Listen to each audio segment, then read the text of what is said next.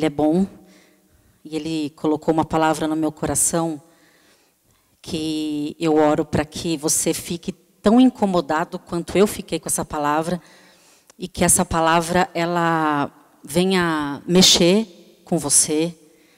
É uma palavra que não tem como você ouvir e sair do mesmo jeito. É uma palavra que desafia, que nos chama para tomar um posicionamento. Eu intitulei essa ministração como o caminho para o milagre. O Senhor pediu para falar de milagre.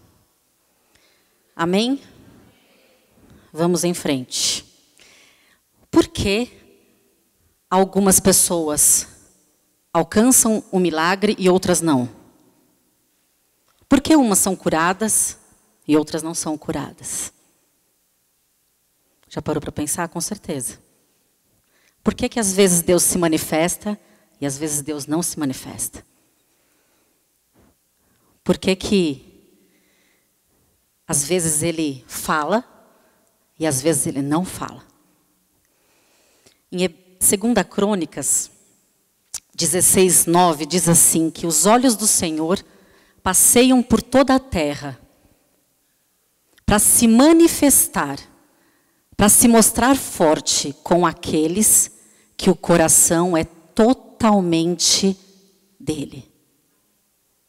Os olhos do Senhor passeiam sobre as nossas vidas e Ele procura alguém que tenha o coração totalmente dele para então se manifestar. Em Hebreus, no capítulo 11, no versículo 6, diz que sem fé é impossível agradar, atrair o coração de Deus. Mas aquele que se aproxima tem que ter certeza de que Ele existe e que Ele é galardoador daqueles que o buscam. É da natureza de Deus nos abençoar. É da natureza de Deus querer se manifestar. Ele quer se manifestar. Ele quer manifestar o poder, a cura, os milagres. É da natureza dele ressuscitar, mudar a sorte, transformar. É da natureza de Deus. E esse versículo de Crônicas me deixou intrigada esses dias, pensando aonde Deus vai encontrar esse coração para poder se manifestar. Aonde tem? No nosso meio. Se Ele passear os olhos aqui, aonde Ele vai encontrar? Abra lá no livro de Marcos, no capítulo 5, a partir do versículo 21.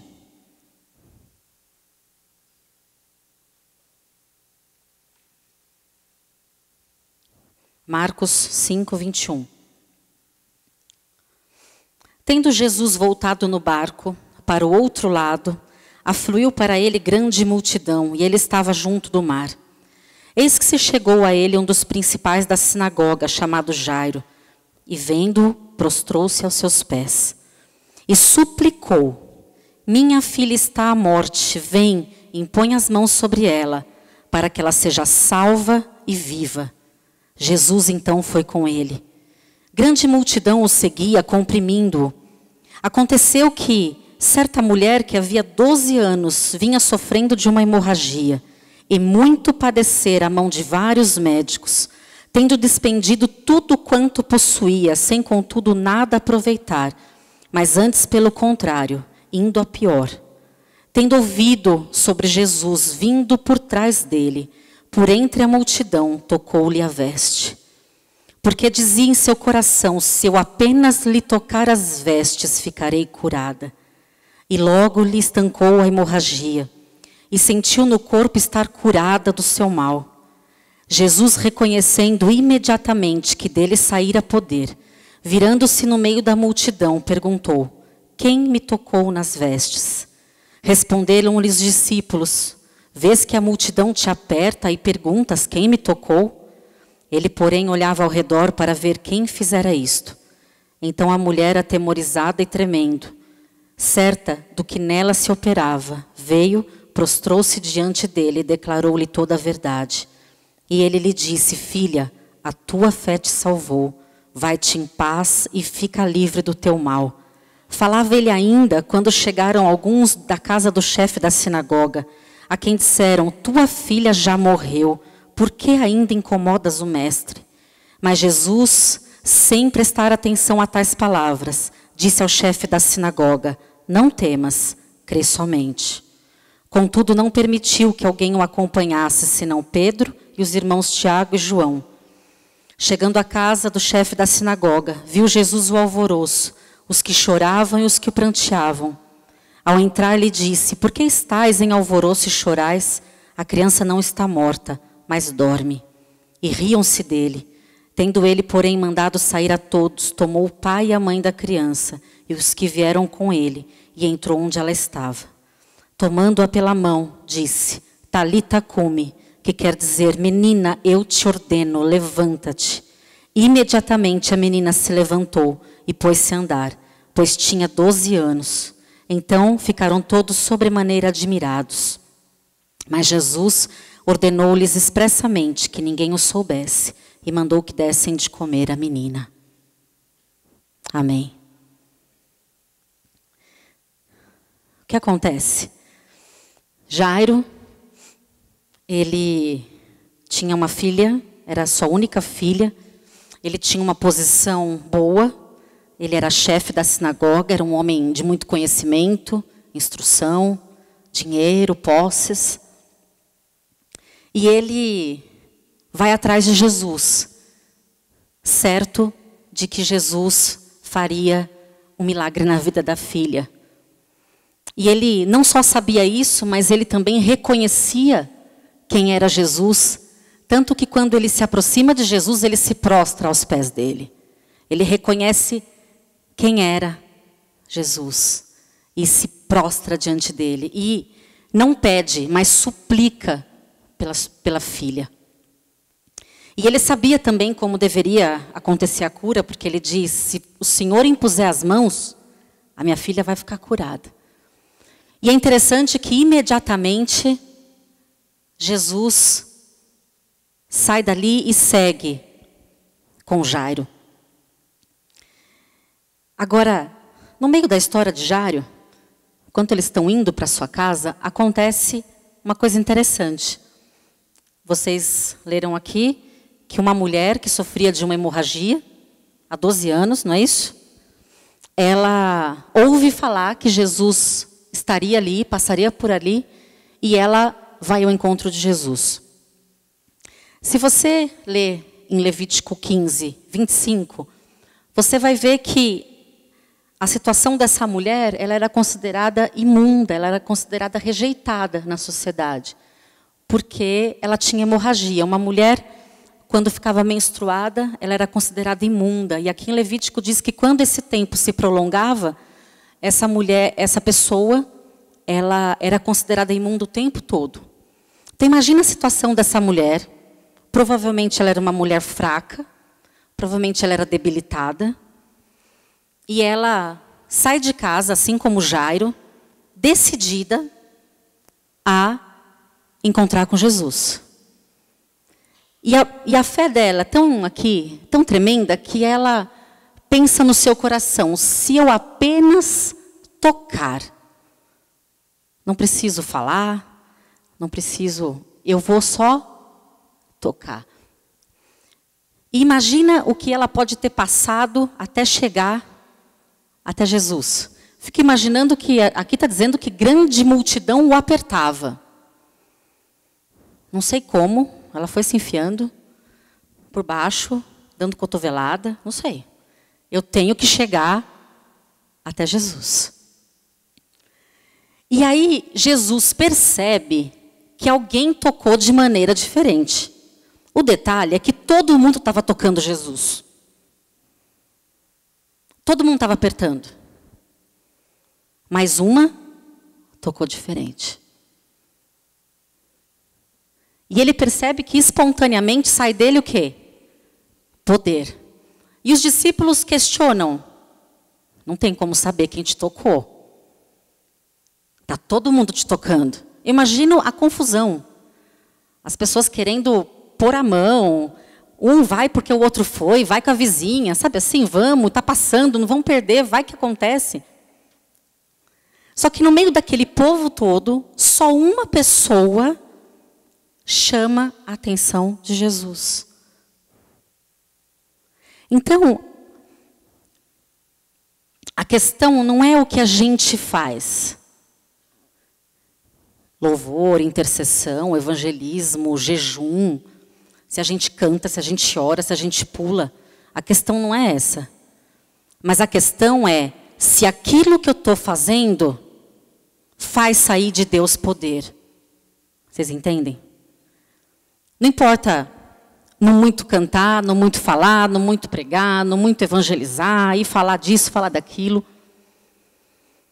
Mas aquilo que eu faço chama a atenção de Deus a ponto de sair poder dele. Um monte de gente adora. Um é visitado. Outro ali é visitado. Por quê? Porque o Senhor encontra algo que o agrada. Ele olha e aquilo atrai. Não é o som, mas é o coração de quem está tocando. Não é a música, mas é quem está cantando aquela música.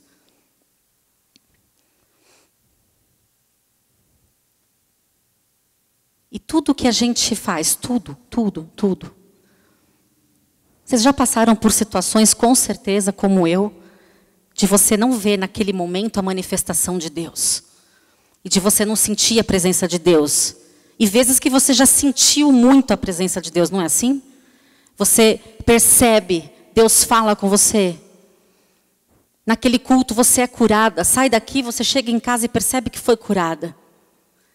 Porque naquele dia o teu coração, Deus olha e fala, esse coração é totalmente meu. E eu quero me manifestar.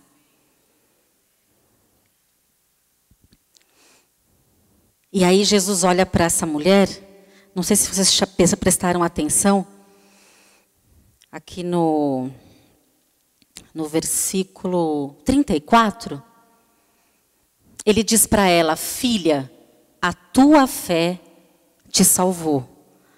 Da mulher discriminada, rejeitada, imunda, agora ele ouve o que de Jesus? Filha. É incrível. Nem sei há quanto tempo que, de repente, ninguém falava com ela. E agora, ela encontra com esse Deus que muda a sorte dela. Ela saiu de casa determinada, ela não tinha mais o que fazer, ela já tinha feito tudo. E no meio da multidão, ela chama a atenção dele. E ele diz, filha, a tua fé te salvou. Há uns anos atrás, quando eu me converti, tinha 18 anos, faz bastante tempo. Aí, acho que o pastor Haroldo vai lembrar disso. Eu tinha acabado de me converter, e aí eu comecei a sentir umas dores e tal. E aí fui num médico, e aí descobri que eu tinha uma doença chamada endometriose. Estava no estágio já bem avançado, e eu precisava operar com urgência. E eu precisava tirar o ovário. E quem me conhece sabe que esse negócio de tirar de mim coisa é uma coisa assim, tipo, inegociável. Não tira nada de mim. Não vai tirar. E naquela época, imagina, eu estava assim, recém-convertida, mas eu não conhecia a palavra de Deus. Não conhecia. E aí o médico falou, olha, faz os exames pré-operatórios e tem que operar muito rápido, porque senão vai complicar mais ainda. E eu fui para a cirurgia, crendo que ninguém ia tirar o meu ovário. E aí, indo para o centro cirúrgico, Deus fala, foi a primeira vez que eu ouvi Deus assim, Deus fala em voz audível comigo, desse jeito, filha, a tua fé te salvou. E a Samanta, alguns conhecem aqui, ela se converteu na mesma época que eu, ela estava indo, porque ela era médica já na época, e ela estava entrando no centro cirúrgico comigo e ela ia participar da cirurgia, olhar. Aí eu olhei para ela e falei assim, Sam, Deus falou uma coisa muito estranha. O quê? Falou que a minha fé me salvou. Ela falou, esse texto está na Bíblia. Eu, então tá, amém. Então eu estou boa, estou curada. E eu tomei aquilo como uma verdade absoluta, absoluta. E aí já tinha vindo uma psicóloga falar comigo, assim, tipo, para eu, como se diz, assim, me preparando, sabe? Que eu ia ficar sem meu ovário, tal. Eu nem dava atenção para ela. Eu sei que ela estava fazendo o papel dela ali de me consolar e tal, mas eu estava firme que não vou perder meu ovário. Não tem negociação. E aí essa cirurgia ia ser muito longa, não sei o quê. O médico falou que ia abrir minha barriga não sei quantos centímetros e parará, parará. Bom, a Samantha testemunhou essa doença endometriose, ela forma cistos de sangue, né, onde está ali no ovário. E na hora que o médico abriu, esse sangue que estava no meu ovário, que não daria para ser removido sem tirar o ovário, ele virou água, limpinha assim, virou água. Foi virando água, foi virando água, virando água. E a Samantha, que é médica, ficou sem acreditar. Aí fecharam minha barriga, fizeram um cortinho, assim, tipo 3 pontinhos. Fecharam minha barriga. Quando eu estou no quarto, acordo, vejo a Samantha na minha frente, ela, mulher de fé. Eu, tô com meu ovário, não tô lá. Tá. E aí, o Senhor mudou a minha sorte. Depois, vocês não acreditam que eu operei mais 4 vezes. 4. A segunda vez era para tirar o útero, porque aí a doença voltou. Aí tem que tirar o útero. Ah, não vai tirar. Fui, aconteceu igual, a mesma coisa, não tirou. A terceira vez, eu não lembro se era na bexiga, no rim, que era. E na 4ª vez foi no intestino. Aí o médico disse assim para mim, eu vou tirar um pedacinho só do intestino, não vai te fazer falta. Eu não sei o que os médicos pensam, né? Mas tudo bem que não vai fazer falta, mas não vai tirar. Aí, essa última cirurgia, que ia demorar 6, 7 horas, demorou 20 minutos. Fiquei dormindo 3 dias de tanta anestesia que me deram. E aí, quando eu acordei, falei, tá tudo aqui? Tá tudo aqui. Não, o Senhor nunca permitiu que tirasse nem a minha unha encravada. Já contei para vocês. Como assim eu vou ficar sem minha unha? Não, vou ficar com a minha unha. E aí, tá tudo aqui. Tá aqui. Esse negócio de vamos tirar porque não está usando, vamos tirar porque não sei o quê. Ah, não é comigo. Não. Mas eu creio que, até porque naquela época era interessante que eu mal conhecia a palavra de Deus, mas eu tinha tanta fé, tanta fé, tanta fé, tanta fé. E hoje eu falo para Deus e converso com as pessoas, quando tem coisa assim, a gente está no culto de oração, tem coisa difícil para orar, e eu fico assim na expectativa que o apóstolo vai me chamar. Porque eu gosto de orar por coisa complicada. Eu gosto de orar por coisa difícil, gente que está morrendo, gente que está desenganada, sabe assim? Aparecer rim, aparecer não sei o quê. Lembra a gente orando pelo Davi aqui na igreja? Meses orando. Aquilo me dava assim um negócio que... Como assim? Como assim vai... Como assim está piorando? Como assim vai morrer? Não sei quem lembra aqui, eu parecia uma inconformada com aquela situação. E vocês veem aqui o Davi pulando, dançando, louvando ao Senhor. Bom, Jesus está indo para a casa de Jairo, amém? Está indo. Ele acaba de testemunhar uma coisa fantástica, vocês concordam? A mulher foi curada. Aí ele acabou de testemunhar isso e chega a notícia. Jairo, a tua filha já morreu. Deixa Jesus seguir o caminho dele. Salmo 112, 7 diz assim, o meu coração não teme más notícias, porque ele confia no Senhor. E aí Jairo tinha acabado de testemunhar que aquela mulher foi curada, se encheu de fé, mas agora era o momento de Jairo ter a experiência dele. Agora que a coisa ia ficar emocionante. Você ouve falar que o irmão foi curado, você ouve falar que o outro, Deus mudou a sorte. Aí você ouve falar do dente de ouro, isso e aquilo. E chega um momento que você precisa ter a tua experiência. Você vê acontecendo com você. E aqui, quando Jairo ouve que a sua filha já estava morta,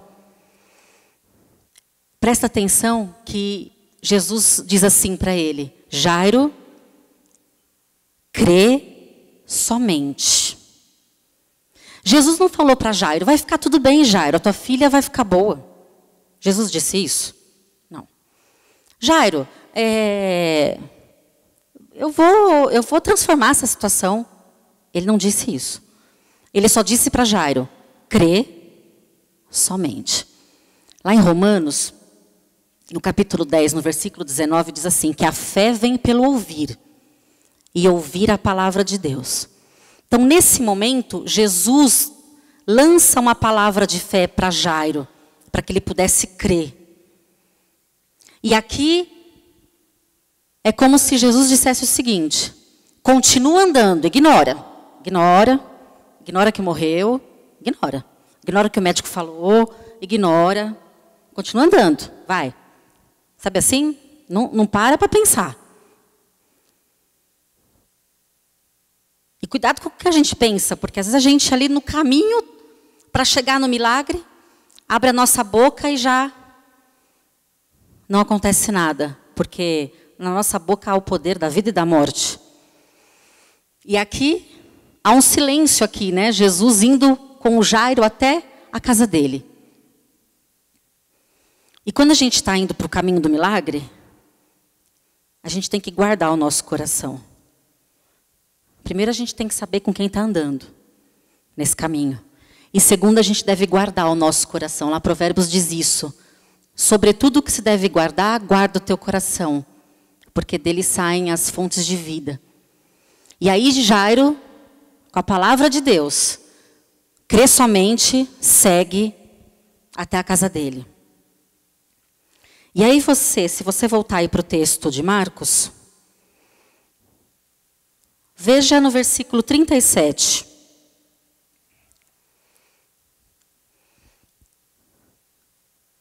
Quando ele fala para Jairo, crê somente, ali ele faz uma coisa bem interessante.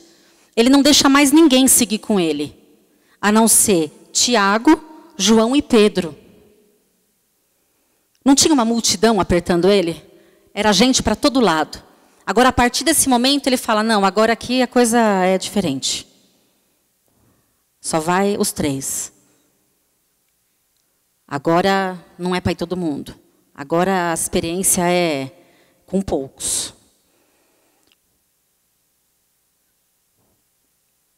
Versículo 38. Chegando à casa de Jairo, viu Jesus o alvoroço. E aí ele diz que a criança não está morta, mas está dormindo, e as pessoas começaram a rir, óbvio. E aí ele pede para sair todo mundo, porque quem não crê tem que sair, e quem crê tem que ficar. E aí ele separa mais um pouco, né? Ele já foi separando lá do caminho, e agora aqui só fica quem crê. Quem não crê, tchau, até logo.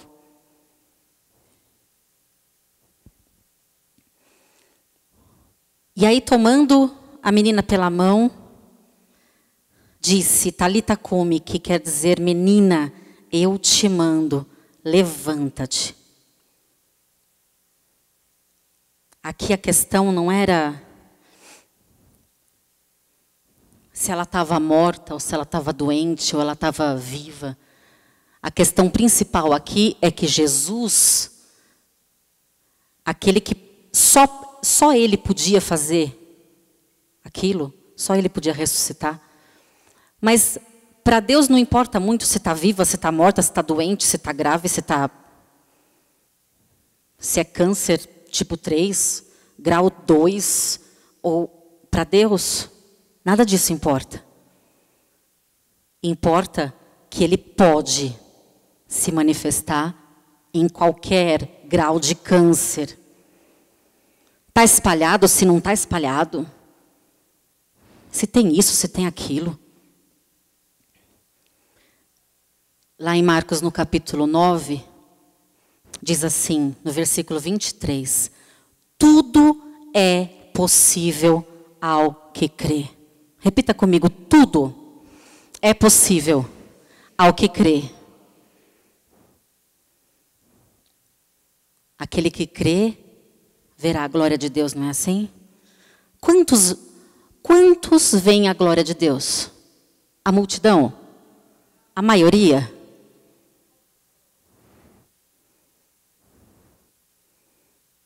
Quantos são ressuscitados? Quantos são tocados? E aí, Jairo, ele teve uma experiência, eu imagino, assim, tremenda, tremenda. E eu me lembrei da história de Jó, no final dela.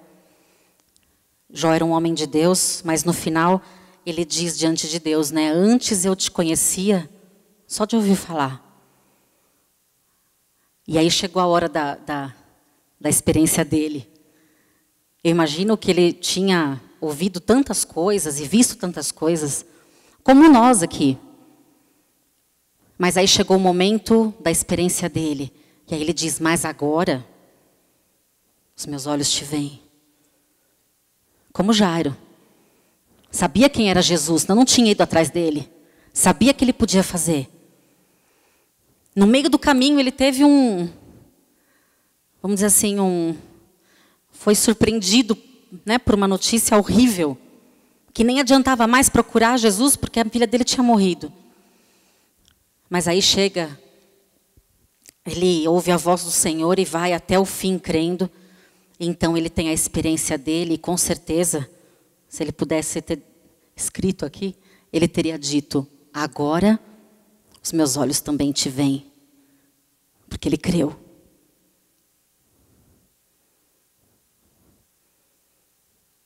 O Senhor, ele quer... Não sei se eu posso falar que ele fica... Acho que eu não posso falar que ele fica ansioso, sabe? Assim, não posso, né? Ele não fica ansioso. Ele fica desejoso. Quer muito que saia dele poder. Ele quer muito, no meio da adoração, que algo chame a atenção dele. Fica na expectativa. Será que vai ser hoje? Será que alguém vai me tocar hoje? Será que no culto alguém vai me procurar, alguém vai me tocar, alguém vai passar pelo meio do povo, alguém? Será que naquele dia 28 ali, na comunhão cristã, vai ter alguém que precisa de um milagre e que vai atrás e que vai tocar e que não importa quem está na frente, não importa se a pessoa está fraca, não importa se está desanimado, mas eu vou tocar as vestes dele e eu vou ser curada. Será que o Senhor encontra aqui alguém que tem o coração totalmente dele, disposto a buscar, a pedir? O Senhor quer, deseja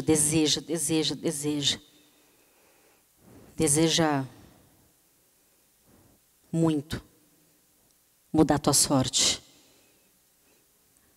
mudar o teu caminho, deixar de ser imunda e passar a ser filha, deixar de ser rejeitada e passar a ser amada, deixar de ser um doente e ser aceito, ser santo, bendito. Deixar de conviver com essas doenças que os médicos dizem que elas não acabam, que elas não curam. Para você ser sarado, curado.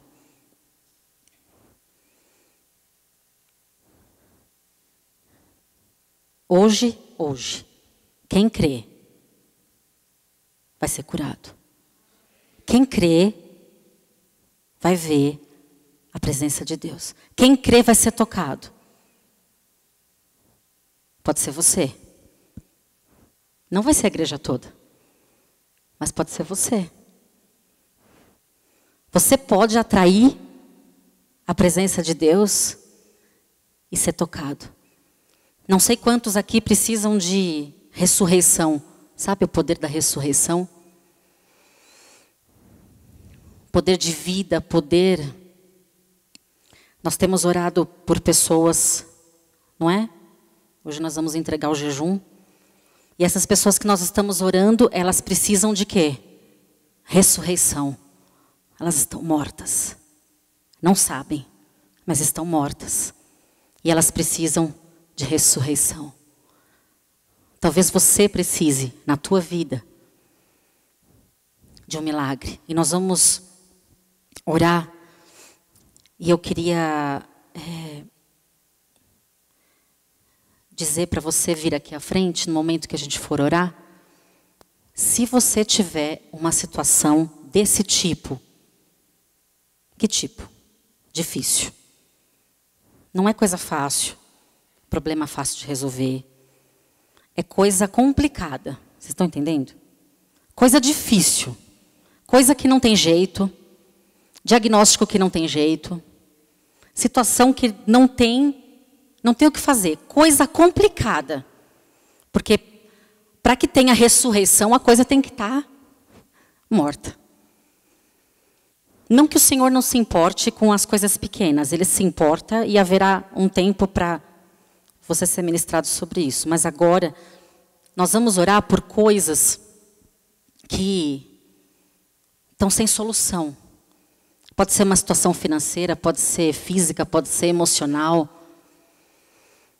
Pode ser no teu ministério, pode ser no teu casamento. Enfim. Amém? Amém.